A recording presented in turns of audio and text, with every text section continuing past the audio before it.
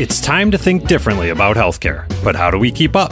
The days of yesterday's medicine are long gone, and we're left trying to figure out where to go from here. With all the talk about politics and technology, it can be easy to forget that healthcare is still all about humans. And many of those humans have unbelievable stories to tell. Here, we leave the policy debates to the other guys and focus instead on the people and ideas that are changing the way we address our health.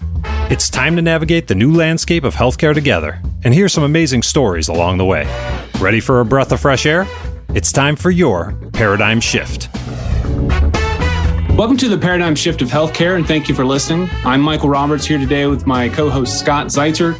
Today we're talking about why your practice marketing strategy needs regular checkups. So just like patients need regular visits or checkups, your marketing strategy for your practice does as well. Online marketing best practices are continually evolving to keep up with the changes, not only in search engines, but also social media, review sites, all of these different things that are kind of changing in the landscape of marketing. And if you're not taking the time to update your strategy, it's really easy to fall behind your competitors, especially if you're in a large market, if you're in a really competitive market.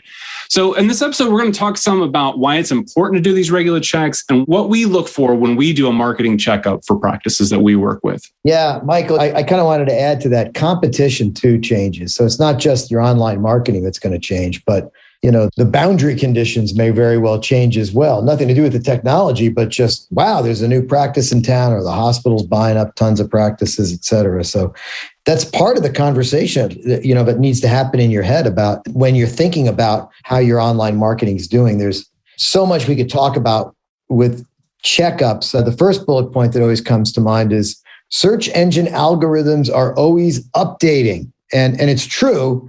And for you folks out there, I just make that statement and then Michael pontificates for about 45 minutes with me when we're out at a meeting somewhere about what Google's doing, et cetera. But they are changing, correct, Michael? Yeah, they really are. This is actually something where I don't spend every day obsessing over this like I used to. But I mean, every time I get another newsletter coming in from somebody in this industry, it's like, and here are the next 2 or 3 changes that are rolling out. And are you aware that in February, they're going to do this major thing for desktops? And then it just keeps on changing. And so if you don't have somebody that's not keeping an eye on, and as you're kind of coming back in and looking at it, whether it's like every 6 months or whatever, you can fall behind kind of quickly and not understand that like, this is a new feature that you could have missed out on, or this is something that they're really rewarding now for certain practices. No doubt about that. And the other part about what's happening online, especially with Google, is they add a lot of different little tweaky features that may not seem like a big deal. And sometimes they're not at first. And then they really gain an importance. The knowledge box, everybody, that's when you go to that first page, when you look something up and it's in the right-hand side in a box and it's got baseline information. And for a practice, you need to make sure that your address is correct and your phone number is correct, your business listing. And then they'll add other pieces of information in there and even online reviews. So there's other things like FAQs, COVID-19 info, all those things come into play. And man, that has been a critical win for a lot of our current practices, our customers out there taking advantage of those things. We've got quite a few doing that and really kind of getting a leg up on their competition, correct? Yeah, there are definitely people that maybe when we start working with them or when they start just kind of like paying attention to this kind of stuff, they're not aware that Google pulls that review onto their listing. And so maybe it looks great for them, maybe it doesn't. And we've seen some of both. And usually if reviews aren't something that you're paying attention to, you're not pleasantly surprised, I would say. There's usually something on there that you don't want to have there. And so if you've only collected 7 reviews in a year and one of those was bad, it has a pretty significant weight, right? 1 out of 7 is suddenly a much more like nasty fraction to have to deal with than 1 out of 200 reviews or something along those lines. That. And what's frustrating about that is most of the time that quote bad review is about somebody in the practice or a patient with very unusual expectations to be overly polite, et cetera, that could be handled so easily if you're on top of it. And if you're not on top of it, to your point, Michael, it sits there and gains traction as well. Yeah, it's heavily weighted because there's only 7 reviews, like you mentioned. So something to really be on top of. The other thing, web standards are changing. I can't tell you how many practices I've talked to where they come and reach out to me and they're like, hey, we're not really doing well online. We need some help. And then I'm looking at their website and it was built back in 2010. And they go like, well, that's not that old. It's only 11 years old, man. I got a car that old. And I'm always like, all right, well, 2010, the iPhone, whatever came out. And it's like the iPhone 4. I don't know what came out in 2011. Sure. I actually have a list somewhere because it's a better way of defining just how old that site is. Because are they mobile friendly even? Right? Mm-hmm.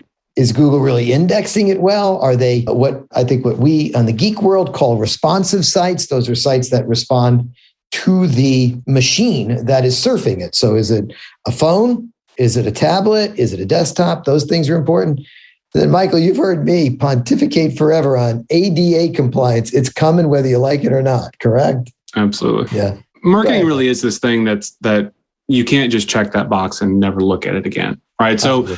So let's jump in. What are some of the things that we really pay attention to if practices do work with us on any of these kinds of checkups, what they can expect when they go into this process? And whether you're doing something like this with us or whether this is something that you're thinking of with your own team, these are the kinds of things that need to be on your list, right? So let's start with more of the geek side, right? Like, let's get into some of that technology. Is it responsive? Can you read all the content on a mobile device, on your phone, without having to do the pinch and zoom? Can you look at that easily enough? And the kinds of warnings, the kinds of different like alerts that we get from things like Google and things like other systems like that are, hey, maybe these elements are too close together. If it's an older site, we'll see some of these kinds of alerts come in that like, you need to do something to change this because this is no longer at the standard that it needs to be. And so this is something that like, even if you've got a pretty site, even if you've got something that seems to work, this is something that you need to keep looking at. Are you placing calls to action throughout the site that direct patients to a phone number, to the right form they need? Are you making it easy for the patient? It was really what it comes down to. Like, are you giving them those clear hooks of this is what you can do to get this process started? Site load times are one of those things that like, oh, this is already handled, right? Like people don't still have this trouble. Oh, they do. But oh my gosh, we've all been to that like major retail outlet, that major thing that you think like, of course they'll have a site that's just good at this. And it's such a shock when it's not. And this is something that people in this industry have been talking about how important load times are for 10 years, 15 years. I don't even remember like how far back you'd have to go, but it's still a thing that you have to be on the lookout for. And then the last thing, just on the technical side, do you have errors on your site? Do you have functionality that's not working the way that you'd want it to? All of that kind of stuff. It happens, it pops up.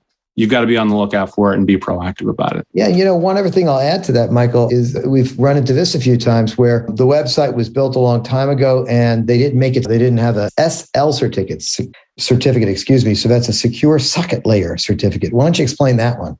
Yeah, it's basically a way of just creating more security for people that are submitting information online. So you think about the kind of information that you're sending, you want to have that information delivered as securely as it can be. And so this creates a more protective way of doing that, to put it in layman's terms as much as possible through all this kind of stuff. So, but not only is it that you want the information secure for HIPAA reasons and for just ethical reasons and treating your patients right kind of reasons, but there are sites that haven't been upgraded to that by now. They're definitely getting excluded from listings at this point. Like Google's not even pushing people towards that. Other search engines don't as well. So that's definitely the kinds of stuff that you want to be on the lookout for.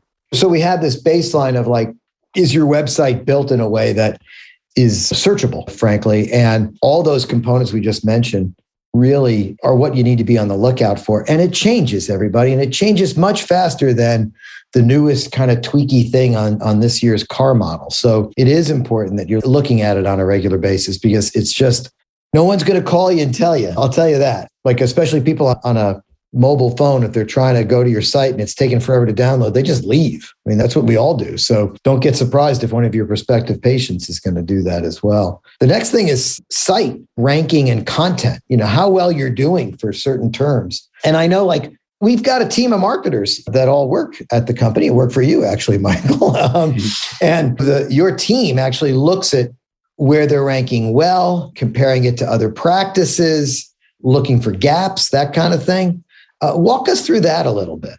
Yeah, so you think about how would you like your practice to be found, right? What are the things that are really going to align with what patients are looking for? So sometimes it's something as simple as, when I search for this particular procedure, do I find Dr. Smith, or is Dr. Smith buried down the list? And one of the things that we'll look for around ranking, and it kind of goes hand in hand with some of the other information that we've got later on about online map listings.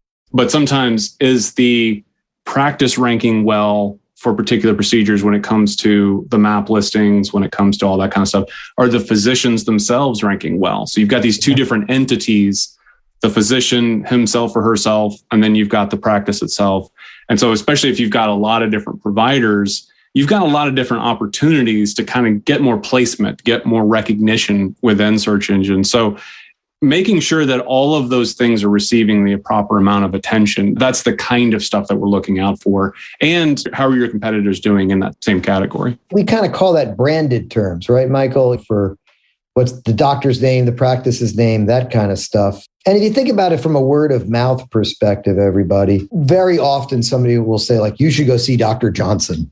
You know, Dr. Johnson is terrific.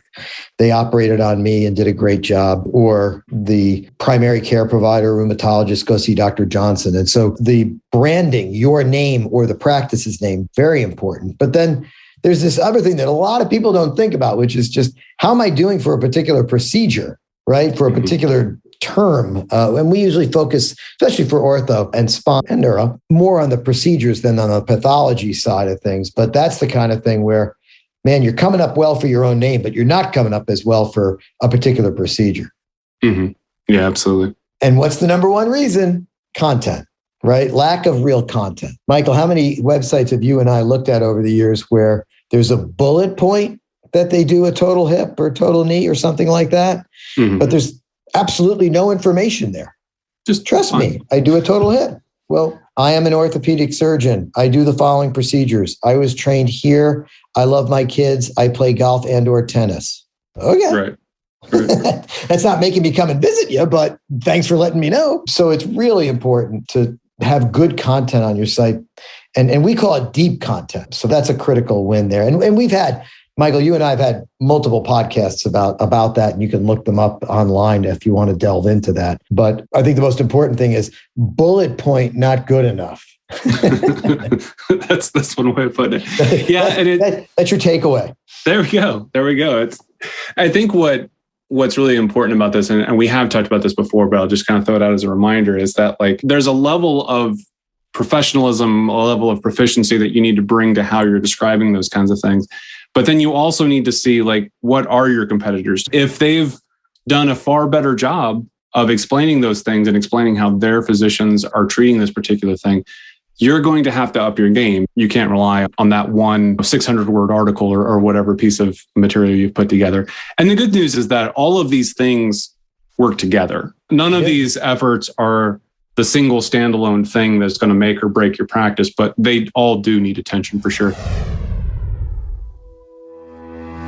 Hey, this is Michael with your P3 Pro tip for the week. Does your practice's website have an appointment request form? More and more patients are expecting online options to be able to contact their doctors. If patients have to call your office to get an appointment, you could be losing out in the long run. It may not be a make or break factor for already established patients who love your practice, but online appointment options are increasingly becoming a factor for patients searching for a new doctor. If other practices in your area offer these types of options and have an equally great reputation, patients may choose your competitor simply out of convenience. Patients that work during the day may not have time to call your office during your open hours, so having convenient online options increase your chances of booking those patients. As an added bonus, appointment request forms can also help alleviate some of the burden on staff members answering the phones. Your forms can collect a lot of the key information you'd normally need to get over the phone, so calls back to the patient can be more efficient. And that way, it's a win for everybody. So if you're just joining us, this is the Paradigm Shift of Healthcare. I'm Michael Roberts. Scott Zeitzer is with me, and we're talking through some of the process that we use to evaluate a practice's marketing health.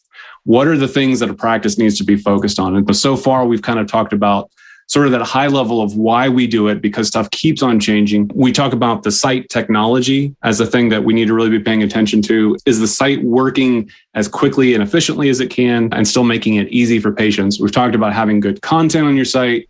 Review scores we've kind of hinted at a little bit, but I don't think you just can't get away from talking about it. It's just something that you just have to pay attention to. Like, it's one thing to say that Dr. Smith is an excellent surgeon, but if you have everybody else saying that he's not a good surgeon, or just that nobody's agreeing with you, you've got a problem. You have to have that level of customer reinforcement or patient reinforcement that, frankly, people expect now. I agree with that. And it's not just the surgeon. I really do want to reiterate this over and over. It's the practice. So I can't tell you how many, listen, everybody's listening to this. We've all gone to see the doctor. We've all gone to see the surgeon, blah, blah, blah. Sometimes we come back and go, man, that was, great. But oh my gosh, it was so hard to actually get an appointment. Oh my gosh, do you know how long I had to wait on the phone? Oh my gosh, the billing people never even explained to me that it was going to cost me $1,000 out of pocket, whatever it is, right? All those things become part of that review. And it's the surgeons that do a good job of listening to those reviews. It's because I'll say it, no one's going to have a conversation with an orthopedic surgeon about their chamfer cuts. They're done and the implant is in, but they are going to have a conversation, and sometimes not with the surgeon, right? They're going to just put it online because they don't want to talk to the doc and hurt his feelings or her feelings. They just will put something up there like, man, those billing people are mean, or I had to wait forever, et cetera. That's the kind of stuff that, like you were talking about earlier, if that's one of your 7 reviews that you have online, that is going to weigh you down and you are going to look like you don't care. Yeah. And you don't even know that happened, if that makes sense, right? Because you're not looking. So reviews are very important. Online reviews, so important.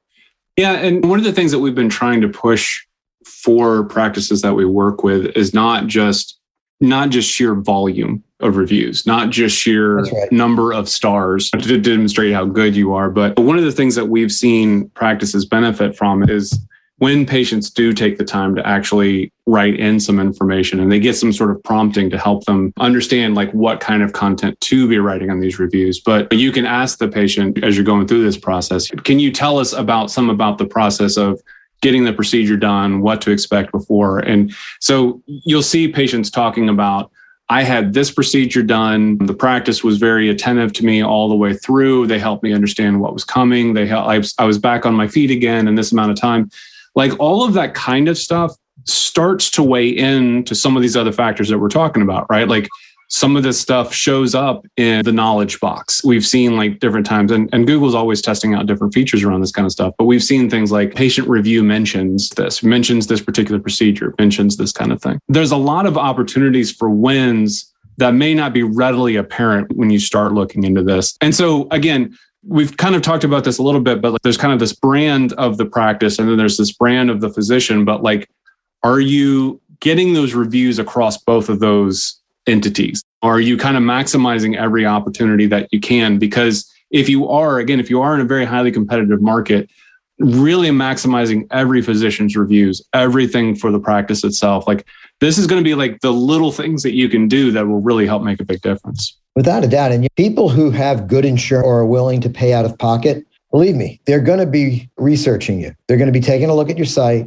They're going to be reading the content. They're going to be looking at the reviews, and they're going to be making decisions accordingly. It's not like the old days, everybody, my doctor said to go see Dr. X, so that's where I'm going. It's like, nope. No, that's not what's happening anymore. So I think that's a critical win there. And again, better payers are more discerning. There's no doubt about it. I want to ask you a little bit. It is a boring subject to me, but it's a hypercritical subject, which is online map listings, which I always explain it, Michael, to my customers like primer before you paint. It's not that exciting, man, but if you don't put the primer down, your walls aren't going to look that good. So walk me through, what is an online map listing? Why is it important? And what do we as a team look for? Yeah, absolutely. So, online map listings, we've all gone on and we've all looked on Google Maps. We've looked on Apple Maps, whatever system it is you use to find what you're looking for. I think the things that I really want to kind of call to people's attention is the frustration that you experience when it's not right. Right? When the hours are outdated, especially during COVID times, right? Like every time I look at any map listing online, I kind of like almost dismiss their hours as like, yeah, that's maybe a suggestion of what they used to do, but who knows what they're doing now, if anybody's paid attention to that or not. I have people really taking the time to put in enough description around what the business is, why you should be looking to this business. And then I think the thing that people don't think about with all this, the thing that's not readily apparent when you look at something like map listings, is the level at which these map listings kind of feed off of each other. You've got Google, you've got Apple, you even have Bing, you have all these other systems that are out there with their own directories. But there's a lot of I'll say informational warehouses almost that you need to kind of really be looking to and making sure that you have correct information in those, so that the correct information continues to get disseminated downwards. Because if you have the wrong information in those kind of high level warehouses, so to speak, it can start conflicting with your map listings that you've done correctly. So there are some different tools out there that will help you overcome that, but that's definitely something to be looking out for. So these are all the different things that we're looking for. These are kind of like the boxes that we're checking off as we're going through and doing these evaluations. But we definitely find outliers. We find things that we didn't necessarily set out to look for, but hey, this particular practice is in this particular circumstance. So you definitely need somebody that kind of has that mind towards marketing to be able to look for those things. But all of that done, we get all this information, we deliver it to the practice in sort of a set of recommendations. And Scott, how do you like to try and share this information with practices? Because there are so many things practices can be focusing on. Yeah, I think it might be my EMT background a little bit. That's how I made my way through college and in grad school. I was an EMT, and they always taught you ABCs, airway, breathing, and circulation. That's why we kind of focus on hey, website, content on the website, reputation marketing. And then we put it together in a PowerPoint, present it online, walk them through what's working, what could use some help. And then we talk about these are the mission critical things that need to get done, and try to put some sort of cost around it, because you can't make good decisions without good context.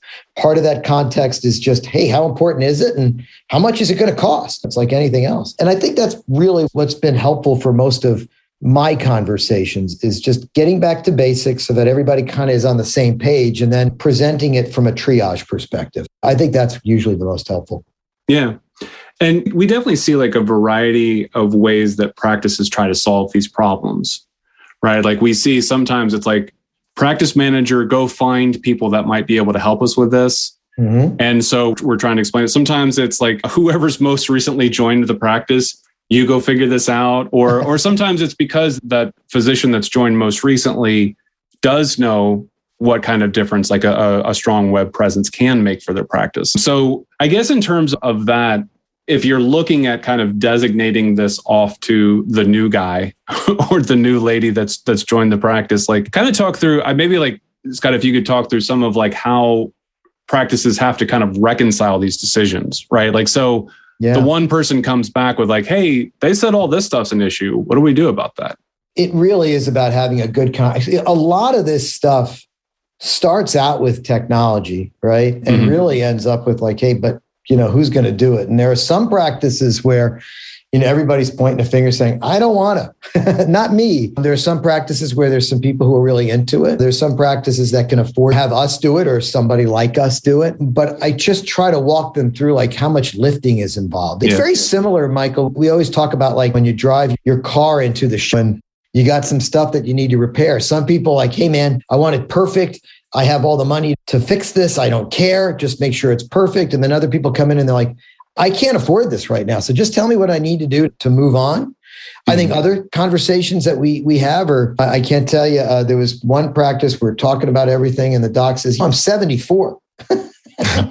Why didn't I ask that first? And he was I love doing work, but I'm retiring this year. And I'm thinking to myself, why? What did I? And that's perfectly fine, because you may make a decision that I get it. It's not that great, but I'm retiring in a couple of years, or I plan on getting bought out, whatever that is. There's a lot of reasons.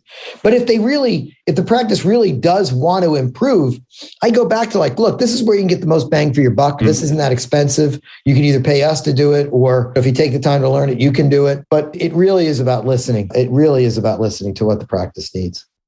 Yeah, absolutely. And to run the risk of being a little bit more self-promotional even than we normally are on this kind of thing. If you are a practice, or if you work with a practice that you think could benefit from a marketing checkup, we do offer this service for free. You don't have to be a client. You don't have to be somebody who's ready to just drop money as soon as you talk to us about these kinds of things. You can send us an email actually at updates at P3 Inbound. We also have the email address P3 Practice Marketing, but you can go with p3inbound.com and use the word checkup in the subject line. And our team will definitely reach out to you about coordinating that. We'd be happy to help kind of walk you through what your practice needs, where you have areas where you can be improving and where you can continue on with the things that your practice is doing right. Because that is a big part of this too, is like, keep doing what you're doing here on this and this, but here's where you have some opportunities for growth. Yeah, it's something we do quite a bit and love to do it. Awesome. Thank you so much for listening, everybody. Have a great week, and we'll talk with you next week. Thanks again for tuning in to the Paradigm Shift of Healthcare. This program is brought to you by Health Connective, custom marketing solutions for medtech and pharma. Subscribe on Apple Podcasts, Google Play, or anywhere you listen to podcasts.